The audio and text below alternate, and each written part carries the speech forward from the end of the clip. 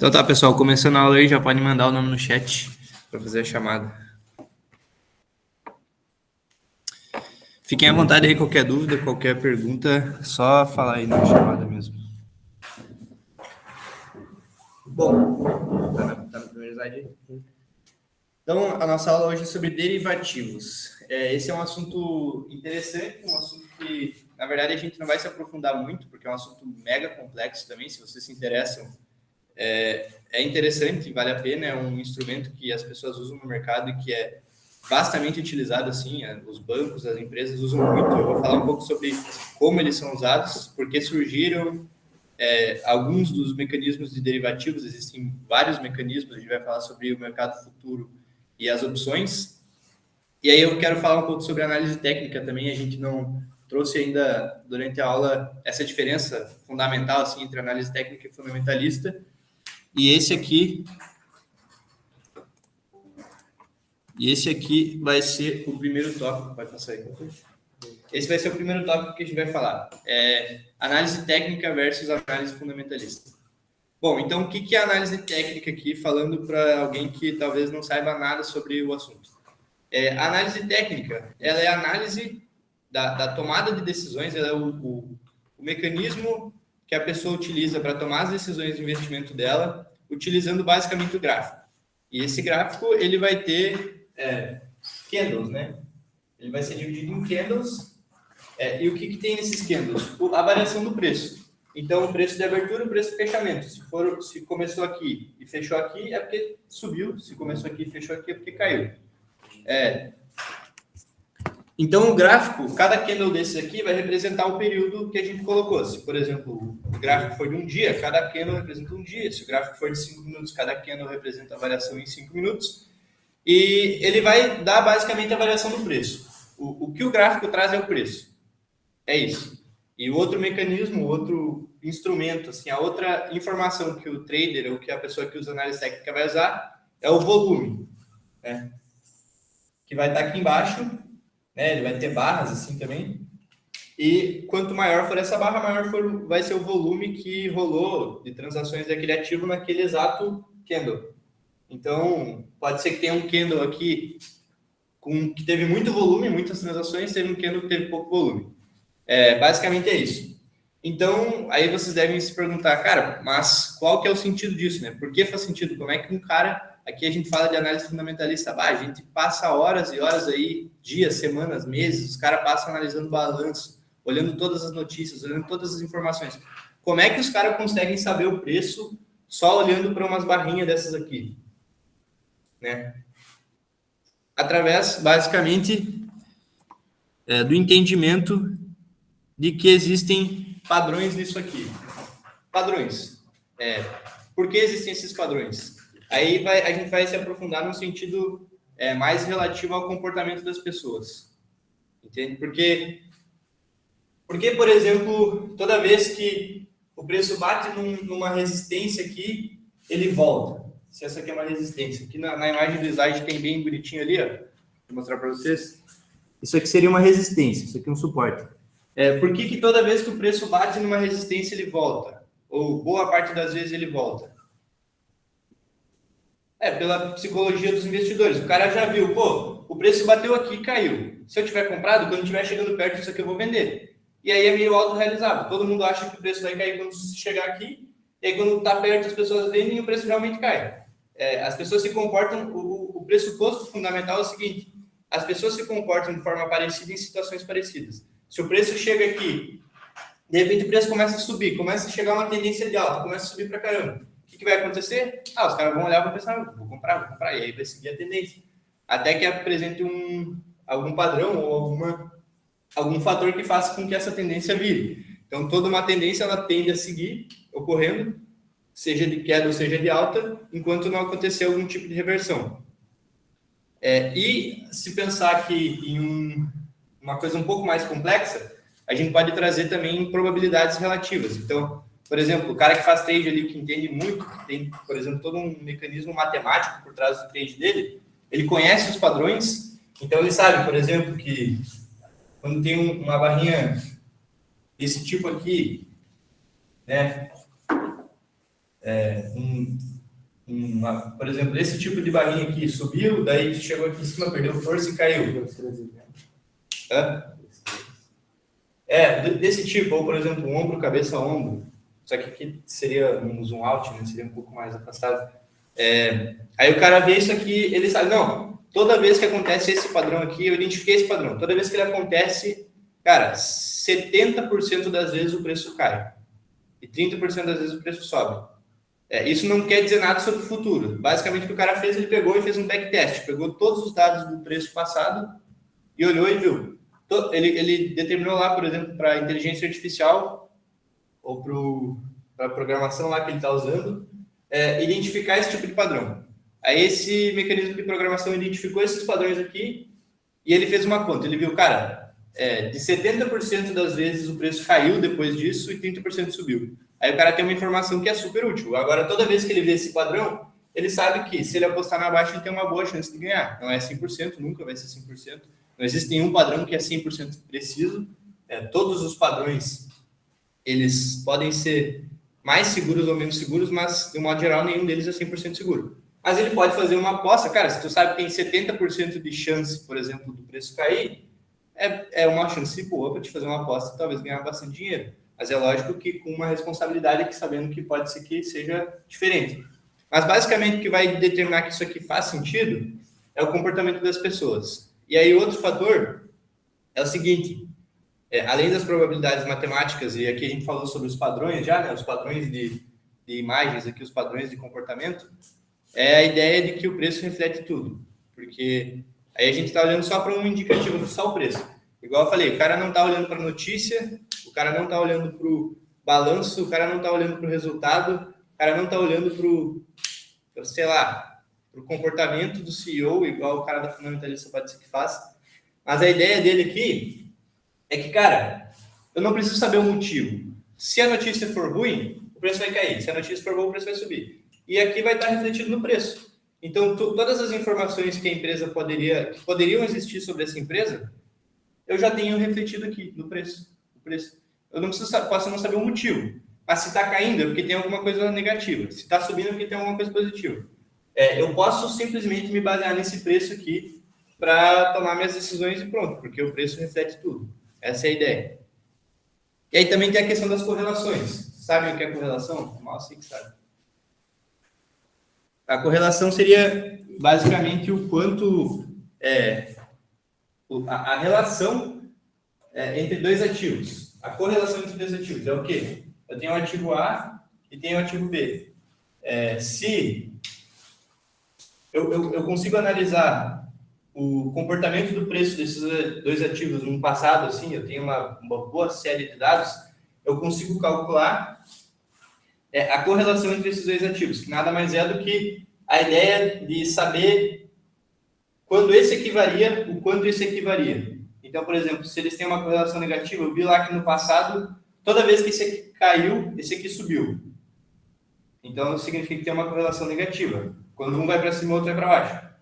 Ou o contrário, ou junto. Quando esse aqui sobe, esse aqui também tende a subir. Tem uma correlação positiva. Por exemplo, se eu pensar em bancos, os bancos aí são do mesmo setor, são influenciados por variáveis parecidas e tudo mais. Então, eles tendem a ter uma correlação positiva. Então, se o Banco do Brasil sobe, normalmente o Itaú também vai subir. Entendeu? Eles costumam andar juntos. E até em proporções parecidas, às vezes. E aí, na hora de usar análise técnica para realizar operações, o cara pode se basear nessas correlações que ele já conhece. Então, por exemplo, o índice e o dólar têm correlação negativa. Isso é via de regra, sim. Se vocês forem ver, quase todos os dias que o índice fecha positivo, o dólar fecha negativo. E todo dia que o dólar fecha negativo, o índice fecha positivo. Começa a reparar isso no fechamento que a gente faz. Tem uma lógica para isso. Se o índice está subindo, significa que o mercado está comprando o índice. Ou seja, possivelmente tenha investidores estrangeiros, pessoas e tal que estão comprando índice. Como que tu compra índice? Empresas brasileiras que compram em real. Está sendo negociado na Bolsa Brasileira. Então, o que tu faz? Tu transfere dólar para real. Quando tu faz isso, tu aumenta a demanda por real, diminui a demanda por dólar, o preço do dólar cai. Então, basicamente, existe essa correlação. E essa correlação não está só no dia. Se vocês abrirem um gráfico ali, vocês vão um gráfico tipo assim de 5 minutos, vocês vão ver que normalmente quando o dólar está subindo, o Ibovespa está caindo. Assim, no gráfico mínimo ali de 5 minutos, já consegue perceber que essa correlação negativa. Então, o que o cara que faz trade de análise técnica pode usar também é esse mecanismo. Ele está lá, está com várias telas abertas, por exemplo, o S&P 500 e o Ibovespa. Normalmente, ambos sobem juntos. Aí tu vai ver lá o S&P 500, de repente deu uma guinada para cima. Aí o cara vai ficar ligado, pô, daqui a pouco o Ibovespa pode ser que guine para cima também. Então, ele vai usar isso também como um mecanismo de análise técnica mesmo. E aí, a análise fundamentalista, já é nossa conhecida, ela busca entender o valor intrínseco de um ativo financeiro. Então, ela não vai buscar analisar só o preço e nem analisar gráfico do preço.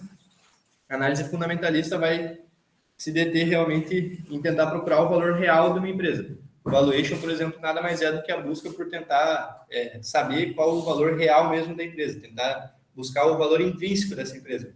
Pode ser um valuation, ou seja, um valor intrínseco mesmo, da empresa de dentro dela mesmo, ou pode ser uma análise comparativa. Então, eu pego indicadores, por exemplo, os indicadores, preço sobre lucro, preço sobre VP, ROI, ROA, todos esses indicadores vão ter pouco valor se vocês olharem só para eles individualmente, pegar uma empresa só e olhar os indicadores.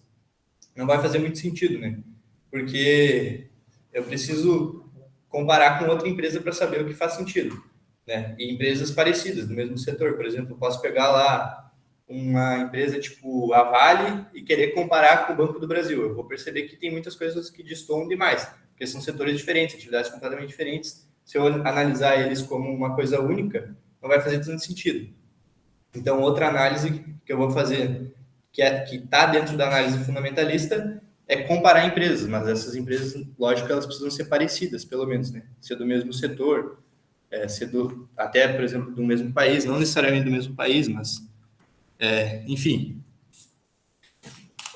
Feita essa diferença entre análise técnica e fundamentalista, vocês sabem que a maioria das pessoas que opera derivativos utiliza análise técnica, por isso que eu trouxe isso, para a gente entender o que é análise técnica. E aí agora eu vou falar sobre os derivativos em si mesmo, o que eles são. Aí, o que são os derivativos em si? Eu lembro que aquele dia até do processo seletivo, eu lembro, não sei se foi o teu grupo, Vini, não sei quem estava naquele grupo, era o grupo do Rodrigo, eu acho, que apresentou o case da Sadia. Não sei se foi... Eu acho que foi o nosso. E daí vocês apresentaram o case da Sadia e o André ficou perguntando, ele fez a mesma pergunta umas 3 vezes. Ele ficou perguntando assim, não lembro para quem que estava perguntando, mas ele ficou perguntando, não, por que a Sadia fez isso? Por que a Sadia fez isso? Não sei o quê. Por que a Sadia estava mexendo com derivativos? E a gurizada não soube responder. Acho que o Rodrigo até foi quem falou, por isso que eu lembro dele, que ele falou alguma coisa assim que o André falou, não, beleza, essa resposta aí tá certo. Eu dei uma rabiscada. Isso aí. E o que era? Era um mecanismo de defesa de risco, na verdade. Os derivativos são, em essência, o quê? Um mecanismo de transferência de risco. Então, quando eu utilizo um derivativo, eu estou pegando o risco e transferindo para outra pessoa. Isso vai ficar mais claro. Então, como que surgiu os derivativos? Vamos pensar nessa lógica. Para que faça sentido isso. Surgiu a partir das commodities. Então, eu vou ter um exemplo aqui. Vamos supor, por exemplo, que eu sou um produtor de soja e eu vendo soja, tá? Aí eu vendo soja. Então, eu produzo soja e vendo soja. Só que, lógico, eu produzo agora, tipo assim, eu vou gastar, vou comprar os insumos agora e vou colher só daqui a 6 meses, por exemplo. Só que eu já vou ter que pagar esses insumos hoje e vou tipo assim, vou conseguir vender só daqui a 6 meses. Qual que é o problema? É o risco, a incerteza, porque eu posso estar comprando hoje lá os insumos e estou gastando tanto e eu não sei quanto que vai ser o preço daqui a 6 meses do soja que eu vou colher. Tipo assim, o preço do soja está oscilando ali e tal, daqui a pouco o preço do soja cai para caramba, eu vou me ferrar. E, lógico, se subir para caramba, eu vou me dar super bem. Mas eu não sei. Eu tenho medo do preço do soja daqui a 6 meses, porque eu não sei o que vai acontecer. E aí vem outro cara lá que compra soja. Por exemplo, o cara, ele tem lá uma empresa que produz óleo de soja. por exemplo. Aí ele compra soja. E esse cara, ele também tem um problema para ele. Se o preço subir demais, ele vai ter que pagar muito caro no soja, vai ser ruim para ele, vai ser muito ruim. Então, o que acontece? O agricultor e o cara que compra soja vão lá e conversam entre si, e o agricultor fala para o cara assim, ó, olha só, daqui a 6 meses eu vou ter soja para te vender. Só que eu vou firmar contigo agora um contrato do preço antes de 6 meses antes. Eu falo assim, não, esse preço aqui do soja tá bom para ti? Aí os caras falam, não, esse preço aqui tá bom para mim. Aí os caras vão lá e firmam um contrato. Que contrato foi esse? Foi um contrato futuro. É um contrato de preço futuro.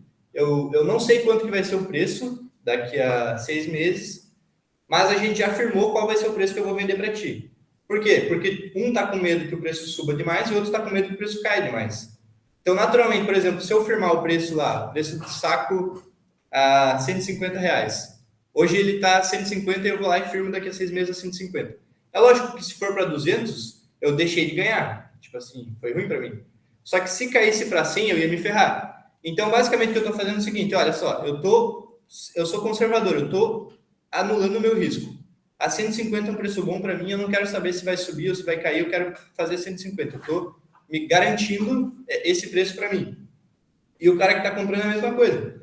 Ele também tá, eles não sabem como vai ser o preço daqui a 6 meses, mas o cara que está comprando está falando o seguinte, não, 150 para mim é bom, se fosse abaixo disso seria melhor, né? Então, se o preço cair, para mim é ruim, mas se o preço subir, para mim é um risco que eu não posso correr, porque vai ficar muito caro e tal, para mim é ruim. Então, eles vão lá e firmam um preço no futuro.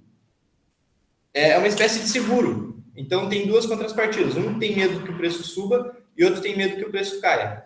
Aí eles vão lá e firmam um contrato do preço futuro de alguma commodity, por exemplo, ou de qualquer outra coisa. Se vocês forem negociar no mercado futuro, tem commodities todas, tem boi gordo, tem ferros, o preço do dólar, o índice Bovespa, tudo isso é negociado no mercado futuro. Mas por que isso existe em essência? Não, também funciona com dólar. Por exemplo, eu vou comprar dólar hoje e vou firmar minha venda futura. Não, é um exemplo meio ilustrativo esse do mercado futuro, porque não é bem assim que funciona hoje. Tá. Vai comprar um contrato, eu vou explicar. Mas é só para fazer sentido. Não, eu tô falando que o José disse, ele comentou alguma coisa, eu não tinha entendido. Bem nessa linha. Mas aí você perca a vez, a flutuação. Isso. Mundial. No caso, o que acontece? Na prática, tu não vai. Tu pode fazer esses contratos futuros, mas na prática, quando tu for entrar numa corretora ali, não vai ser isso que eu estou te falando. Tu vai comprar um contrato futuro, por exemplo, de dólar, e tu vai fazer uma aposta dizendo que o preço vai subir. Por exemplo, tu vai dizer, tu vai estar longo. Então, tu vai ganhar se o preço subir, ou tu vai estar short, tu vai ganhar se o preço cair. O que está acontecendo na realidade é toda vez que o preço se move, o preço do teu contrato muda, entendeu? O valor do teu contrato muda. Então, o que tu vai estar fazendo é, tu compra um contrato e vende um contrato, entendeu? Na prática, no mercado de derivativos, tu não compra o ativo. Então, tipo, eu tô negociando no Ibovespa futuro.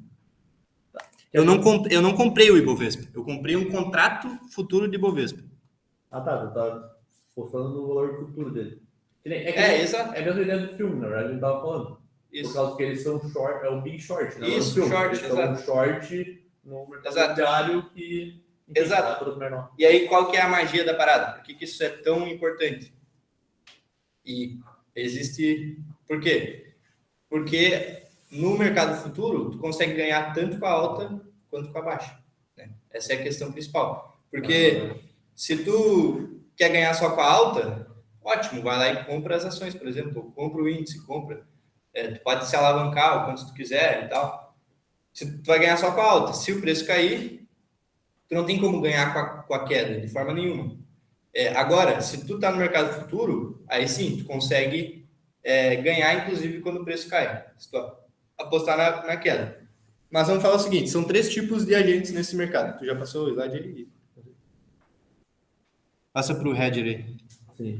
Quem que é o agente principal? Então, a gente vai ter 3. O hedger, o especulador e o arbitrador. Quem que é o hedger? O hedge, vocês já ouviram falar em hedge? Sabe o que é hedge?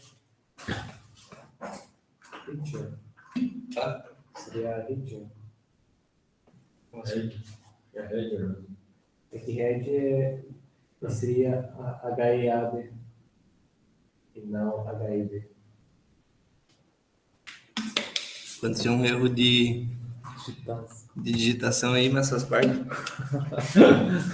É hedge, velho. As partes das minhas. Mas é hedger. Hedger. Não, hedge. Tá certo? Não é escrito? Cara, quando uma pessoa está fazendo um hedge, o que ela está fazendo? Ela está se protegendo do preço da forma que está agora. Eu acho que tá certo, senão. Não, agora eu fiquei muito. Hedger. Eu acho que tá certo. Como é que é a cadeira? É Tá, não. Enfim, Não, foda-se, vamos falar sobre o que é o hedge. Você sabe o que é um hedge? Não. No mercado financeiro? Não. Então, o que acontece? Eu vou explicar o que é um hedge, tá? O hedge é o que eu estou falando aqui até agora, é o hedge. O que acontece? Por exemplo, vamos supor que eu tenha lá um fundo de investimento. Por que isso aqui é tão importante? Esse aqui, o hedger, é o agente principal do mercado de derivativos. A gente acha, às vezes, que é o trader, o trader é o especulador. Não é, cara, não é. De longe, quem mais tem dinheiro no mercado de derivativos é o hedger. Quem que é o hedger? Vou explicar o que é um hedge primeiro para vocês entenderem quem que é o hedger. Vamos supor que eu tenha 100 milhões de ações da Vale, tá? Eu sou um fundo de investimento, beleza? E eu tenho 100 milhões de ações da Vale. 6 bilhões de reais.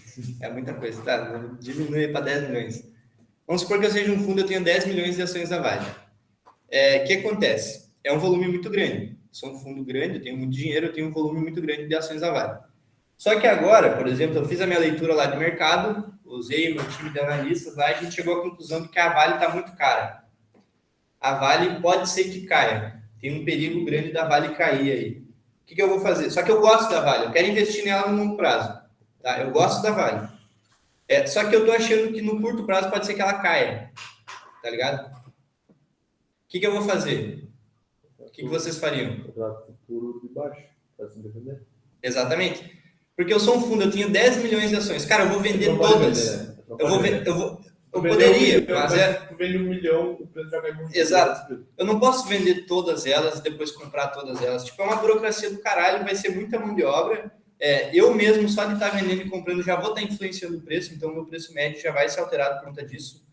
Porque o cara vai lá, vai comprar, tipo, o cara vai lançar uma ordem de venda e vai pegar todas as ordens de compra possíveis, entendeu? Mesmo que o preço seja lá embaixo. Então, tipo assim, o cara vai varrer o book, ele mesmo vai influenciar o preço. Então, tipo assim, é inviável vender todas as ações e comprar todas as ações depois.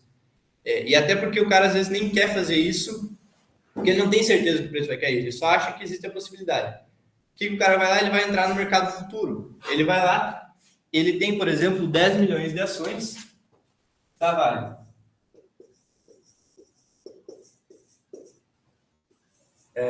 Ele tem 10 milhões de ações da Vale.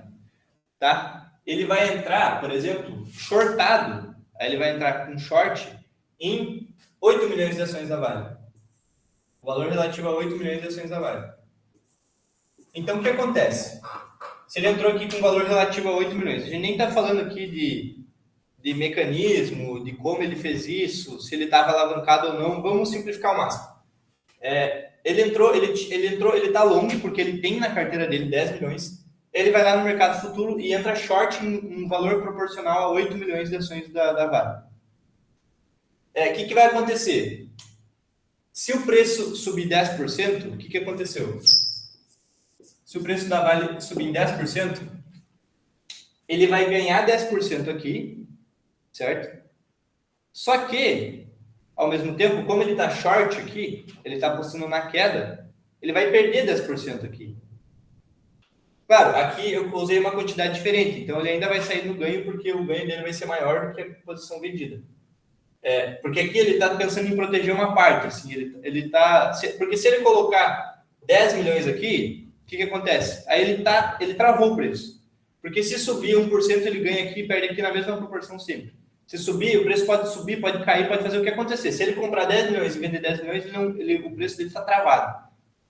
Nós vamos supor que ele vende só 8 milhões, porque ele quer se proteger, mas ele ainda acredita na empresa.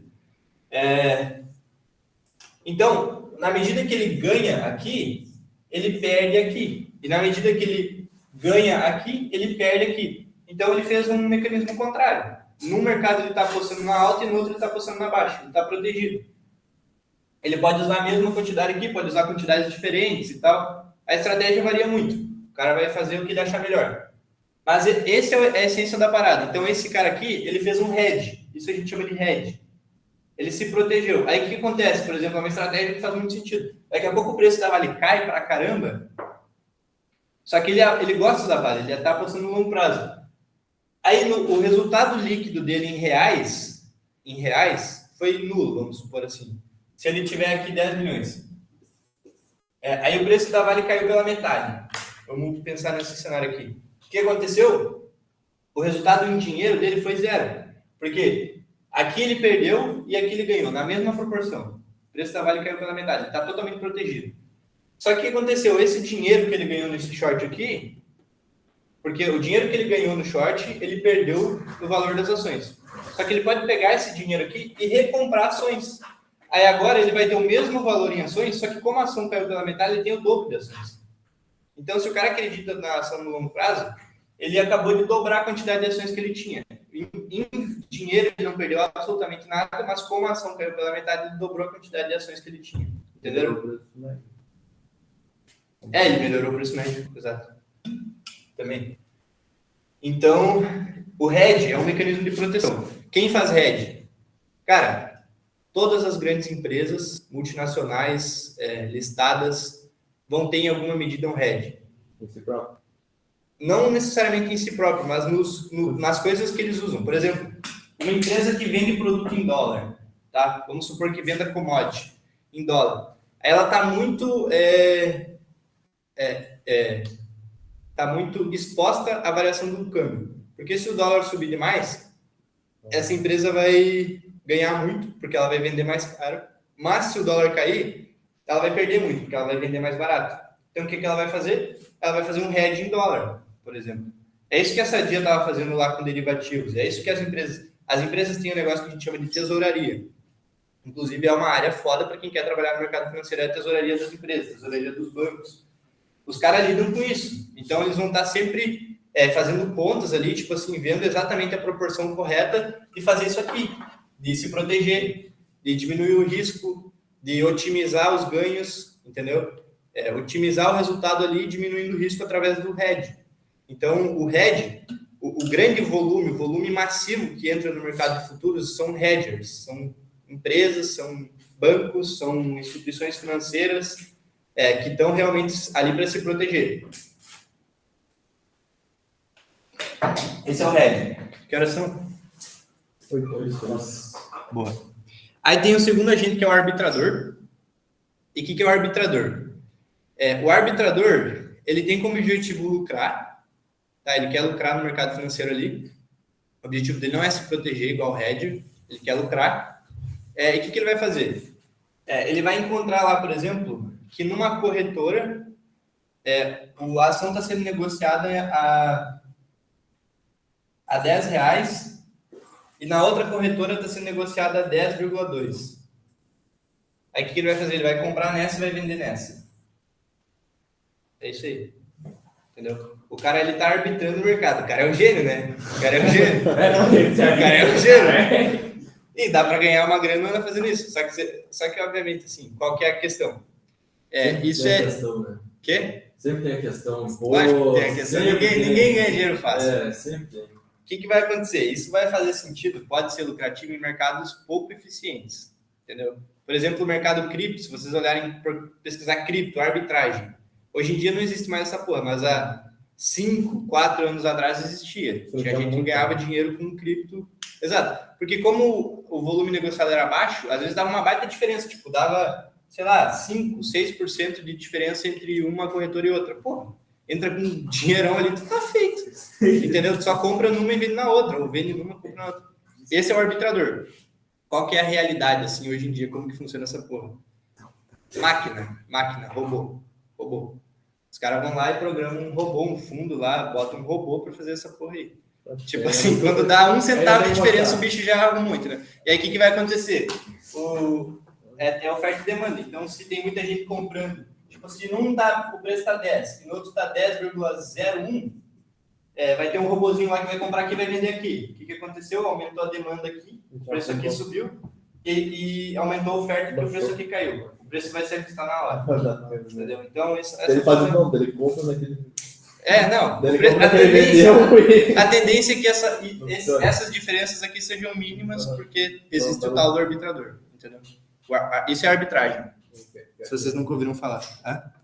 É tipo aqueles caras que comprou um prédio ao lado da bolsa que o cara roubou ali. Aí que tem outra questão também. Os caras são foda, né? Os caras compram o prédio, por exemplo, do lado da bolsa, igual o Gustavo falou, porque como tá do lado, a conexão é mais rápida ainda. Então os caras conseguem fazer isso aqui. Exato. Então eles conseguem fazer isso antes dos outros. Na bolsa, Resumindo, se eu fosse vocês, eu não ia tentar ganhar grana com isso, que é bem difícil. E aí vem o terceiro aí, o mais famoso, talvez, que é o especulador. Então o especulador, ele é aquele cara que está fazendo trade, fazendo day trade, fazendo análise técnica ali e está tentando ganhar com os derivativos. Ele quer lucrar, basicamente ele quer lucrar. E o especulador aqui é um agente importante porque, de certa forma, ele também vai estar colocando liquidez nesse mercado. Por exemplo, o hedger, se ele quer entrar com um volume gigantesco, por exemplo, vendido em uma empresa, ele precisa que tenha volume de compra para conseguir fazer isso. Então, o especulador ele tem também essa função no mercado que é dar volume para as negociações, porque esse mercado ele precisa ter liquidez. Entendeu? Para ser funcional, o mercado precisa ter liquidez. Só que esses mercados, assim, se vocês forem negociar, por exemplo, eu vou falar depois do dólar ou do índice Bovespa, cara, tem liquidez pra caralho, assim, isso não é uma preocupação. A não ser que tu esteja negociando valores, assim, muito grandes. Às vezes o especulador é isso, é aquele cara que ele chega ali e ele acha, não, eu acho que vai subir, aí ele compra, ou eu acho que vai cair, ele vende, entendeu? Por que ele acha? Análise técnica. Pois é, e o que me impede de colocar um robô para fazer isso também? Tem muita gente que faz isso. Se tem todo um padrão ali, programa o computador para fazer aquele padrão. Sim. Cara, só que assim. Tá mais rápido, hein? Exato. Só que, igual eu falei, à medida que isso vai acontecendo mais, tipo assim, tem um. Passou o slide aí? Passei. Tá? É esse aí. É esse. Agora eu vou desligar. Mas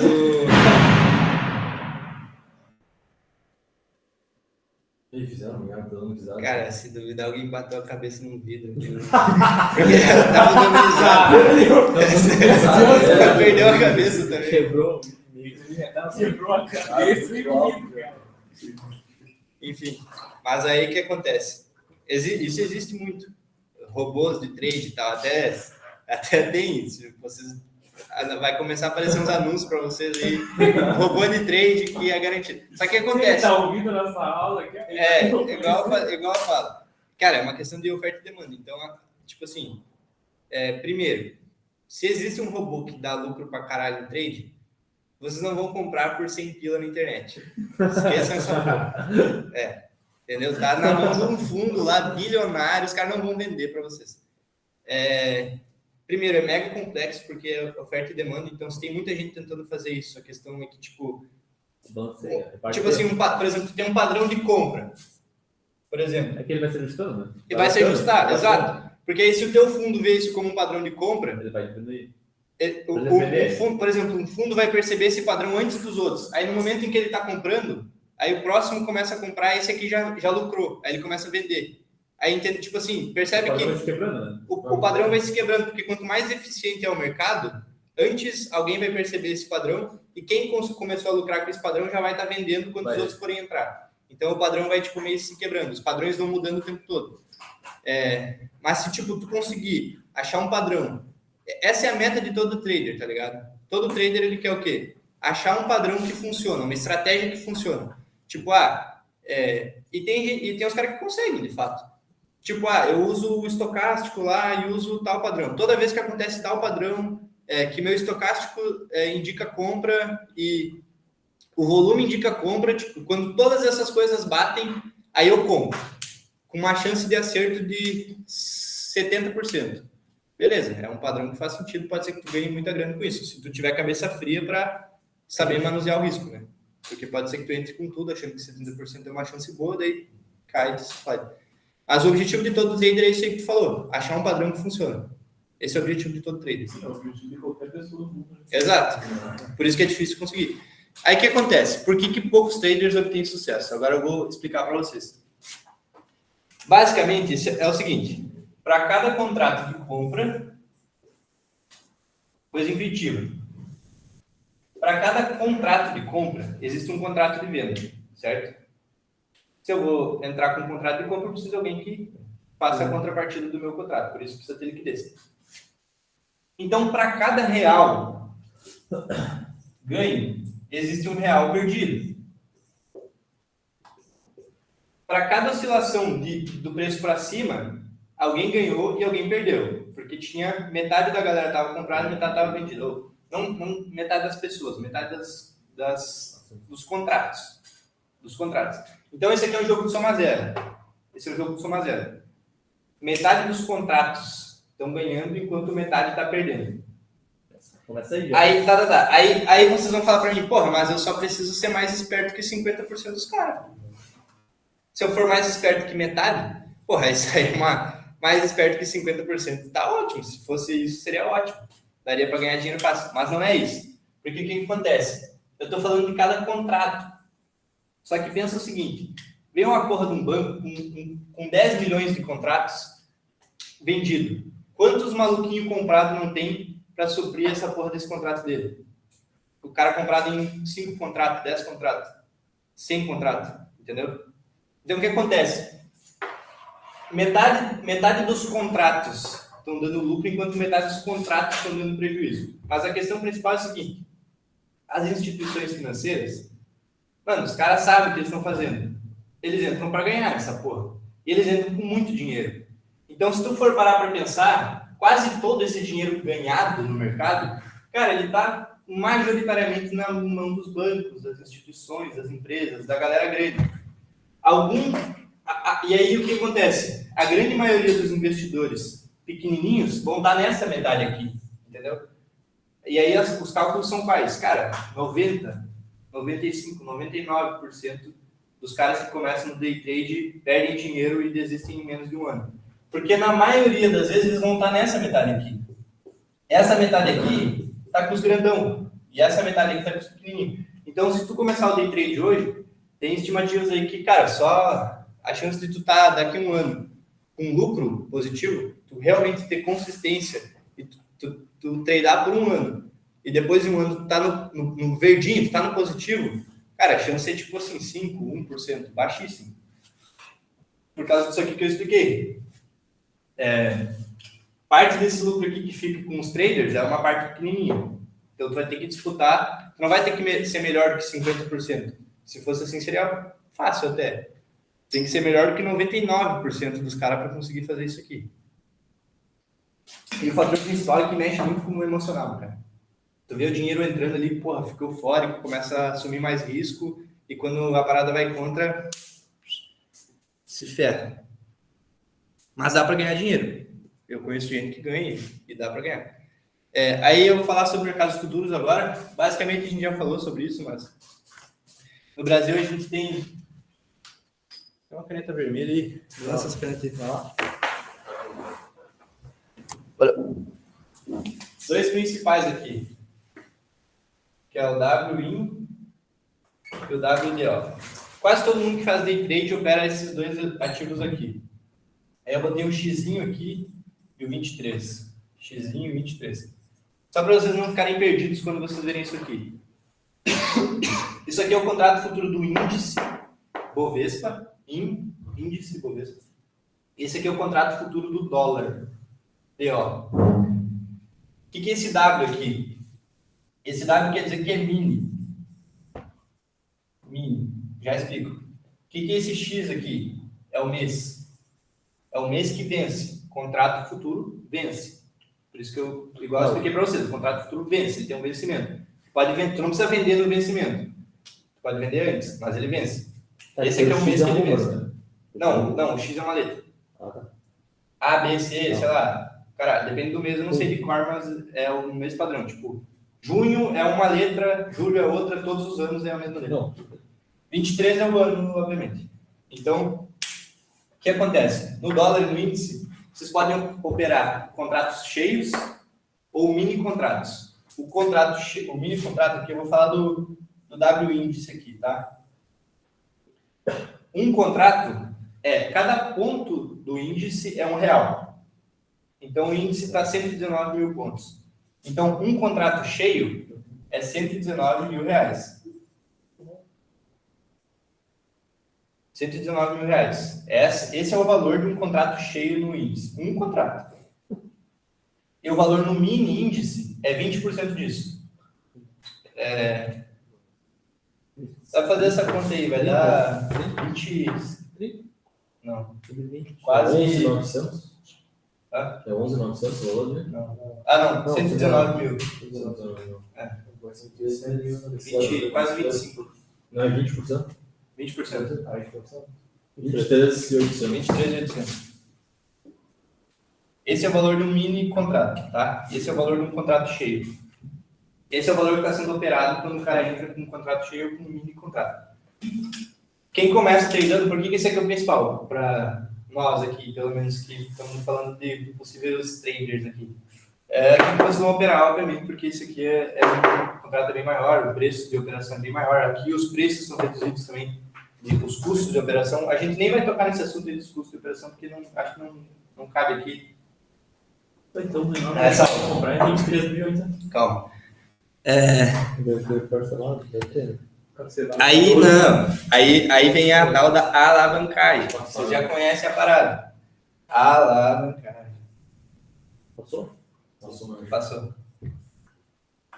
O que acontece? Dificilmente o cara vai entrar com um contrato desalavancado. Ele vai entrar aqui só com esse valor aqui. O que ele vai fazer? Ele vai entrar com um valor bem inferior a esse aqui. Bem inferior. Tipo assim, a galera fala, pô, alavancagem de 2 vezes é muita coisa. Alavancagem de 3 vezes é muita coisa. Aqui, mano, a alavancagem chega a 100 vezes. 100 vezes. Então, tu vai entrar com 100 vezes menos do que isso. Tu vai entrar, por exemplo, com R$230. 230 reais. 238. 238 reais. O que vai acontecer? A corretora lá, que tu está usando, ela vai te emprestar o resto. Então, tu entrou com 230, ela entrou com todo o resto. Ela te alavancou 100 vezes. O que acontece? Se esse índice aqui subir 1%, tu ganhou 100%. Porque tu está 100 vezes alavancado. Se ele cair 1%, perdeu 100%. Essa conta. Exato. É simples. Se tu tiver 10 vezes alavancado, um aumento de 1% aqui é um aumento de 10%. O que acontece? Quando tu vai fazer day trade, tu vai operar, por exemplo, o gráfico de 5 minutos. E aí, as oscilações são mínimas. É tipo 0,01%, 0,0 alguma coisa por cento. Então faz sentido mesmo que tu entre alavancado. Para que tu ganhe alguma coisa. Pô, uma operação, se tu não entrar nada alavancado, tu tem que entrar com um dinheirão para ganhar quase nada. Então, as operações são alavancadas.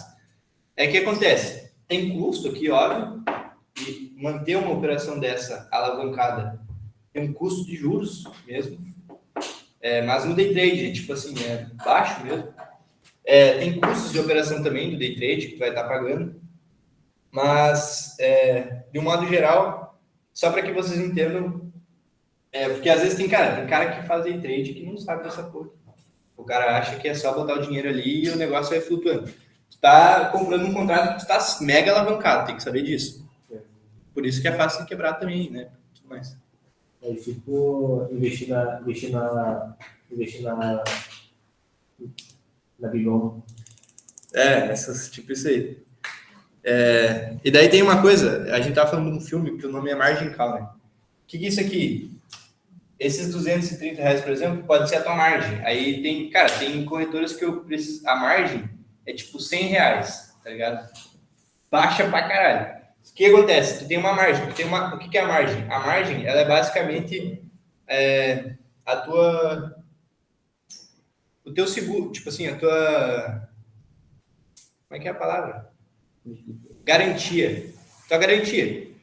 O banco não vai perder dinheiro. O que acontece? Se tu tem 100 reais de margem aqui, o banco pede só 100 reais. Cada banco vai pedir uma margem diferente para uma quantidade de X de contratos e tal. Só vai poder operar o contrato que tu tiver, a quantidade de contratos que tu tiver a margem mínima para operar. Tá.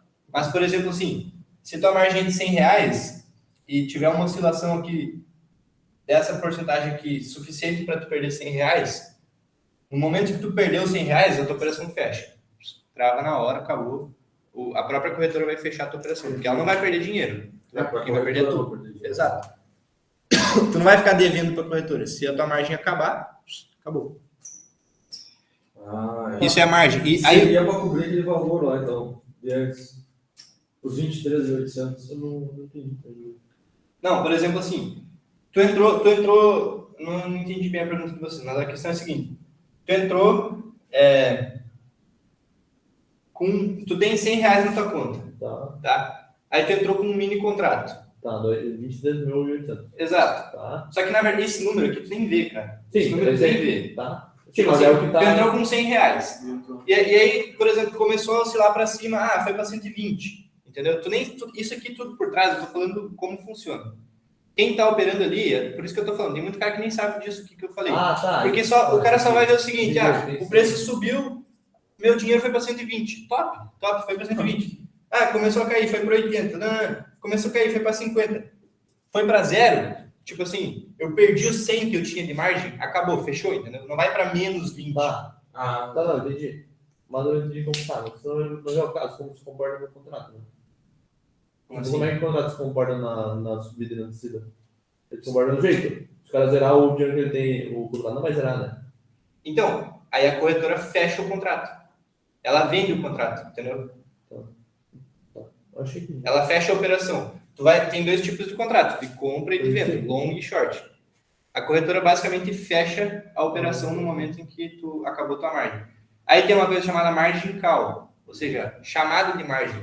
O que é isso? Basicamente, e essa questão da margem, existem várias outras coisas além disso aqui. Mas o que acontece é a chamada de margem, quando tua margem está insuficiente ou está prestes a ficar insuficiente, e aí o banco vai lá e te liga, ou te avisa e fala assim, seguinte, tua margem está acabando, se tu não colocar mais dinheiro aqui, nós vamos fechar a tua operação. Entendeu? Isso é uma chamada de margem, o banco está te pedindo para que tu coloque mais margem, porque tu está perdendo mais dinheiro do que tu tem. Que horas são aí? 23. Tá, vamos tocar rapidão isso aqui. Então, opções. Aí a gente vai entrar num tópico aqui que é o de opções, que é um tópico bem interessante, meio complexo, talvez não vai dar para a gente tratar todas as nuances aqui da parada, mas a opção é o seguinte. O que é uma opção? É um tipo de derivativo, a gente falou sobre o mercado futuro. O mercado futuro é um tipo de derivativo, swap é um tipo de derivativo, lá do filme que a gente estava falando antes, swaps, é um tipo de derivativo, mas a gente não vai tratar de todos aqui, até porque não é o que interessa, mas os mais usados, aí, talvez os mais famosos são o mercado futuro e as opções. Então, o que são opções? A opção, como o nome diz, ela te dá uma opção de compra ou de venda. Vamos supor o seguinte, que tem lá a Vale sendo negociada a R$65. A Vale está sendo negociada a R$65. Tá? Aí eu vou ter lá dois tipos de opções. Faço o coisa, tá?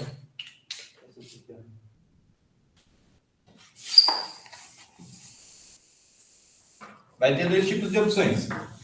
A opção de compra e a opção de venda. O que a opção de compra me dá? A possibilidade de comprar. É a opção de compra. Então, o que acontece? Vamos supor que a Vale esteja sendo negociada a 65. Aí eu tenho uma opção de compra. É um ativo, isso. É um derivativo que eu posso comprar. Tá? E aí a opção de compra, ela está a um preço acima. Tipo assim, ela está R$65. Não, 65 é o preço total, né? 70. Vamos pensar numa opção de compra aqui, só para facilitar o raciocínio, depois eu falo da de venda. e ela tem um vencimento para daqui a 3 meses, por exemplo. Então tá, eu comprei essa opção. O que isso significa para mim? Que daqui a 3 meses, ou por um período de 3 meses, enquanto a opção estiver valendo, eu posso comprar a Vale uma opção, uma ação. Eu posso comprar, para cada opção que eu tiver, eu posso comprar uma ação da Vale a R$70. Só que ela está sendo negociada a 65. Eu sou burro? Qual que é a lógica? Se ela subir para cara, exato. Se ela subir muito e ela for para 80, eu posso comprar 70, porque eu comprei essa opção de compra. Então eu posso comprar 70, compro, vendo 80, ganhei 10 pila de lucro para cada. Exato. Se ela cair, não, mas se ela cair, a minha opção não vai ter valor nenhum. Ou se ela não subir, a minha opção não tem valor nenhum. Eu perdi a opção. Deu o vencimento lá, 3 meses, por exemplo. Acabou o prazo da minha opção, já era. Eu comprei ela, perdi. Não usei. Mas se eu usar, provavelmente eu vou ganhar bastante. O que acontece? Essas opções, elas são baratinhas. Tipo assim, centavinhos. Uns poucos reais, R$1, R$2. O preço dela vai ser proporcional ao quão provável é que o preço chegue a esse patamar. Por exemplo, se eu tiver uma opção, a ação está sendo negociada a 65, eu tiver uma opção de comprar 80, porra, vai ser negociada centavíssimos, tipo assim, vai ser muito barata. Porque a chance de sair de 65 para 80 é ínfima, assim, é muito pequena. Porque a pena para comprar tem que passar o 80. Né? Tem que passar do 80 para valer a pena eu comprar, exato. Porque se chegar a 75 já não... Então, tipo, eu só vou exercer a minha opção se ela estiver acima do preço de compra que eu estou falando, que eu contratei lá. Basicamente isso. Essa opção de compra a gente chama de call. Call. Compra. Não ficou bom, mas... Call é uma opção de compra. Por que eu vou fazer isso? Primeiro, porque eu acho que o preço vai subir. E segundo, porque eu acho que vai ser volátil. Tem isso. Eu estou comprando uma opção a 75, o preço está a 65, ele pode subir até 69, que eu não vou ganhar nada, porque foi pouco volátil. Se o preço ficar andando de lado, não vou exercer a opção. Se o preço cair, eu não vou exercer a opção. Eu só vou exercer se ele subir, e ele subir de forma volátil. Subir bastante num curto período de tempo. Qual que é a lógica? Especulador, o cara que acha que vai subir ali, está comprando uma opção baratinha, porque o preço é mínimo. Daqui a pouco ele vai comprar 100 opções, ele vai comprar a opção 100 vezes, nenhuma vai exercer. Daqui a pouco ele compra uma lá que vai exercer e ele vai ganhar um dinheirão, por exemplo. Ou o cara que quer se proteger, porque aí por outro lado tem a put, que é a opção de venda. Que é a mesma lógica. O preço está 65, o meu preço de exercer aqui vai estar abaixo. Então, naturalmente, eu não vou vender abaixo do que eu poderia vender no mercado. Eu só vou exercer essa opção se o preço cair ainda mais. Então, aqui eu estou apostando na alta, aqui eu estou apostando na baixa. Essa put aqui também é um mecanismo de defesa. O cara lá que tem muitas ações, igual eu falei, um fundo lá, ao invés de usar o mercado futuros, ele pode simplesmente comprar opções de venda da Vale. Se baixar o preço. Exato. Ele não vai ter prejuízo abaixo do preço de exercer daquela opção. E vocês podem comprar opções e vocês podem vender opções também. Peraí, vocês podem... Deixa eu formular melhor. Não, vocês podem... Disso. Eu vou comprar uma call de 75. E a 60, eu comprei 80, né? Comprei uma call de 80 da Vale. Estava 65. Se ela tiver 78, eu posso vender a minha call e ganhar em cima dela? Ou não? Para alguém que está vendo que ela vai subir a mais de 80 e vai querer comprar depois. Sim, o preço da call vai oscilar também. Mas, digamos assim, o grosso lucro vai ter esse... Sim, exercer. Mas sim. Mas tipo, é mais defesa, né? Eu vi aumentar, mas agora eu já não sei se vai ter. Pode ser que tu comprou a carro aqui a 25 centavos e agora ela está valendo 45 centavos. Já é um bom... Enfim. Tá, beleza. E daí, só que tu pode ser o cara que adquire essas opções ou tu pode ser o cara que fornece essas opções. O que tu precisa ter para fornecer as opções? Tu precisa ter as ações. Por exemplo, tu quer... E tu pode ganhar dinheiro numa boa fazendo isso aí sem correr muito risco. Porque, por exemplo, tu tem uma ação aqui. Tu tem, por exemplo, 100 ações na Vale. E tu vai segurar essas ações, tipo assim, se subir eu vendo, se não subir eu fico. E está sendo negociado a 65. Aí, por exemplo, eu vou lá e lanço uma call no mercado e um cara vai lá e compra, com preço de exercício a 70. Se o preço subir a 70, eu vou ter que vender para o malandro a 70.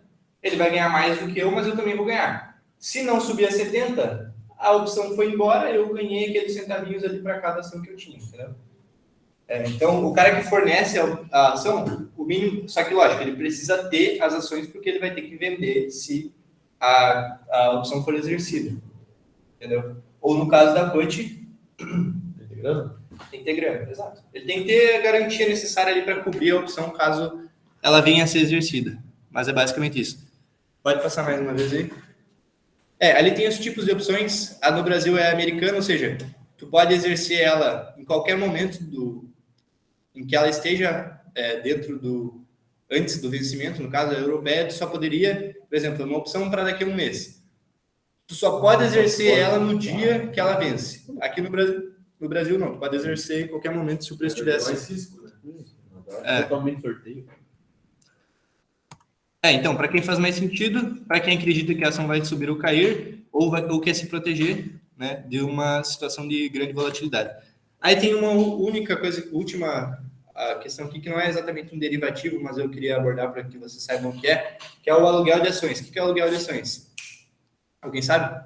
Não é alugar para vir, e daí se alguém vai tentar operar, fazer trade, ele vai te pagar um valor sobre a outra. Exato. Mas quem aluga a ação? O que o cara quer? Ele quer ganhar Não, o cara que paga o aluguel. O cara que pega a ação emprestada. Tá especular para fazer trade. Especular para fazer trade? Não, mas por quê? Ele acha que a ação vai subir. O cara que aluga a ação, pega emprestado. Ele acha que ele aluga para poder vender a ação. Quê? Ele aluga para poder vender a ação no mercado à vista? Exato. Ele acha que a ação vai cair. Ele quer shortar essa ação. O que acontece? Ele vai lá e compra a ação. A ação está valendo 100. Aí ele vai lá e aluga essa ação aqui. Pega essa 100, por exemplo, uma ação aqui. Uma ação vale R$100.